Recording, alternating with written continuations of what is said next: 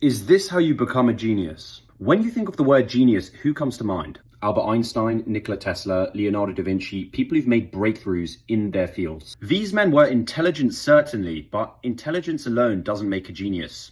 There are loads of intelligent people in the world. What set them apart was their ability to see what others couldn't, and, more importantly, weave these insights into reality. So the question is then, how can one see what others can't, like a true genius? Well, according to legendary Swiss psychiatrist Carl Jung, genius is not something we create, but something we become a conduit for. You see, the very root of the word genius is actually Latin, where it meant guiding or generative spirit, an unseen force believed to shape a person's life and destiny. If the original meaning of genius suggested that something can act through us, Jung offers a psychological framework for what that something could be. He argued that the creative impulse emerges from the collective unconscious, which is a shared psychological layer beyond the individual mind. And thus the creative impulse finds expression through particular moments and people in history. And this idea that creativity, moments of genius, is received rather than manufactured is actually well accounted.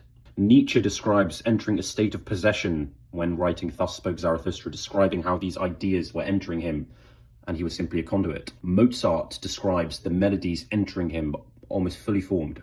Even Nikola Tesla describes the inventions entering his mind in vivid completion before he put pen to paper. These accounts all point towards a similar idea. The individual does not simply invent the idea, they give form to something that seems to arrive through them.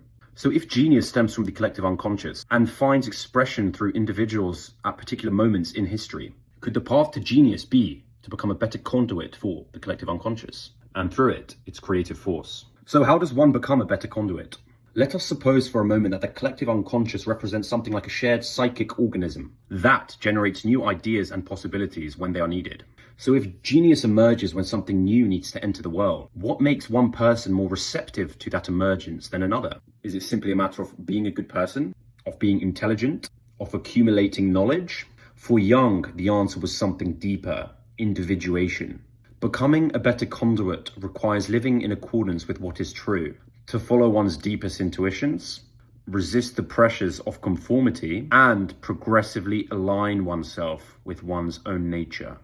For if each individual is an expression of the wider whole, then to live in accordance with one's deepest nature and with what is true is, in a sense, to live in accordance with the universe itself.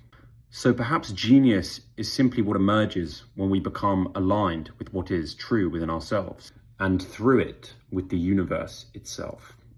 Please follow for more content like this.